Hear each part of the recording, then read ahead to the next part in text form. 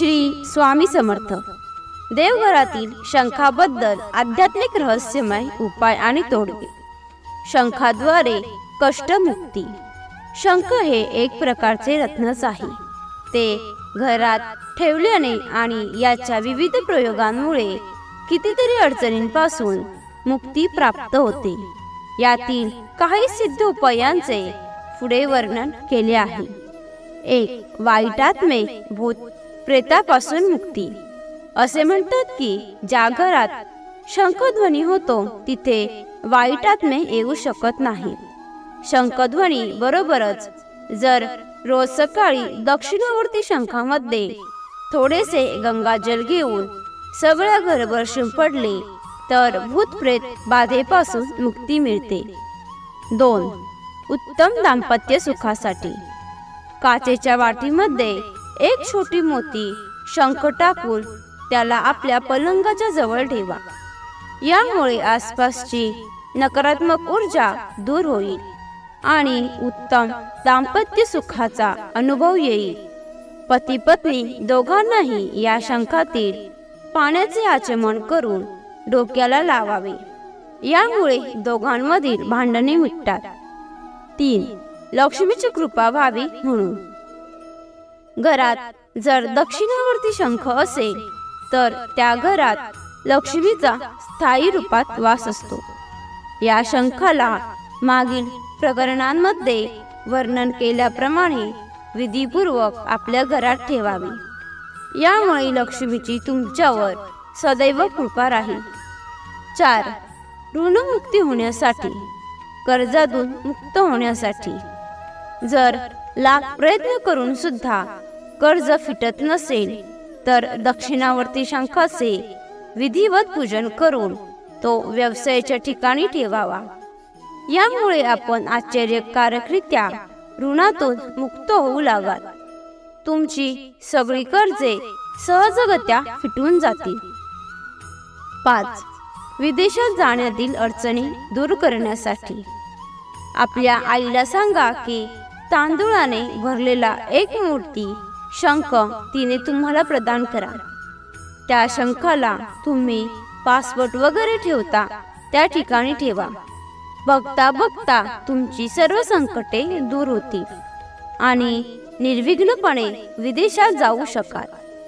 हा शंख तुम्ही तुमच्या प्रवासात जरी जवळ ठेवलात तर तुमचा प्रवास पण आनंददायक होईल. 6. व्यापारात उन्नती होण्यासाठी. एक दक्षिणावर्ती शंख आपल्या व्यापाराच्या ठिकाणी भगवान विष्णूंच्या मूर्तीच्या खाली ठेवा. रोज या शंखाची पूजा करा आणि याचे पाणी नेहमी आपल्या कार्यालयावर शिंपडा. व्यापारात येणाऱ्या सर्व बाधा दूर होतील. 7. धान्य उत्पादन वाढवण्यासाठी. जेव्हा पिकाला पाणी द्याल तेव्हा त्या पाण्यामध्ये 108 वेळा शंखाचे पाणी मिसळा. उत्तम धान्य पिकेल. आपल्या धान्य भांडारातून काही बिया घेऊन रात्रभर शंखामध्ये ठेवा आणि तो शंख रात्रभर देवघरात ठेवा. हा शंख जर दक्षिणावर्ती किंवा अन्नपूर्ण शंख असेल तर अतिउत्तम. यामुळे तुम्हाला उत्तम पीक मिळेल आणि तुमचे धान्याचे कोठार पण सतत भरलेले राहील. धान्याच्या कोठारात दर मंगळवारी शंखनाद करावा. यामुळे धान्याला कीड लागणार नाही. 8. त्वचा रोगांपासून बचाव होण्यासाठी. शंख भस्म नारळाच्या तेलात मिसळून पीडित ठिकाणी नेहमी लावावे. आंघोळ केल्यावर थोडे पाणी त्या जागेवर लावून पुसून घ्यावे. रात्री शंख भस्म लावावे आणि सकाळी आंघोळ झाल्यावर शंखोदकाने ती जागा साफ केल्याने त्वचा रोगांवर आश्चर्यकारकरित्या मात करता येते. 9. शारीरिक शक्ती आणि स्मरणशक्ती वाढविण्यासाठी. शुद्ध शिलाजीत नीट गरम दुधात मिसळून घ्या. रात्री झोपण्यापूर्वी हे मिश्रण शंखात घालून प्या.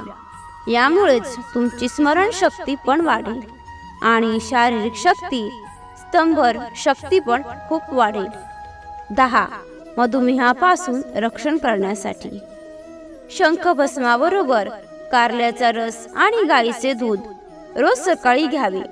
यामुळे मधुमेह ठीक होतो. तसेच शरीरातील अतिरिक्त शर्करा पण नियंत्रित होते. निष्णात वैद्यांच्या मार्गदर्शनाखाली हा उपचार केला तर पचनक्रिया पण पुन्हा सक्रिय होतात. शरीरात कॅल्शियमच्या कमतरतेमुळे होणारे विकार पण दूर होतात. 11. अर्धे डोके दुखण्यावर उपाय. सूर्योदयापूर्वी मोकळ्या हवेत शंखवादन करावे. सुरुवातीला जबडा थोडा दुखेल, पण रोज अभ्यास केल्यास किंवा एक दिवसाआड जरी अभ्यास केला तरी अर्धे डोके दुखण्याची समस्या अर्धशिशी कायमची बरी होऊ शकते. मूळ कारण वातभ्रांती होणे हे असते. वातभ्रांती होऊन डोक्यात जाऊन बसतो व अर्धे डोके दुखते. शंखवादन या वाताला मुक्त करतो. 12. पोट साफ होत नसल्यास. रात्री जेवण झाल्यावर शंख उदक प्यावे. एक शंखात पाणी भरून ठेवा आणि अर्ध्या तासाने ते पाणी प्या. असे 2-3 दिवस केल्यास जुन्या पोट साफ न होण्याच्या विकारापासून मुक्ती होते. 13. गर्भवतीची काळजी. असे म्हटले जाते की विष्णू शंखामध्ये गंगाजल भरून रोहिणी, चित्रा किंवा स्वाती नक्षत्रावर गर्भवतीला पाजले तर प्रसव होताना काही अडचण येत नाही. तसेच मूल देखील सुदृढ व स्वस्थ जन्माला येते. 14. स्वास्थ्य चांगले टिकवून ठेवण्यासाठी. अन्नपूर्णा शंखामध्ये गंगाजल भरून सकाळी सकाळी प्यायल्यास स्वास्थ्य चांगले राहते. कोणत्याही रोगव्याधी होत नाही. तुम्हाला ही माहिती आवडली असेल तर लाईक आणि शेअर करा. तसेच अशीच माहिती नेहमी ऐकण्यासाठी चॅनलला सबस्क्राईब नक्की करा. श्री सद्गुरू स्वामी समर्थ. धन्यवाद.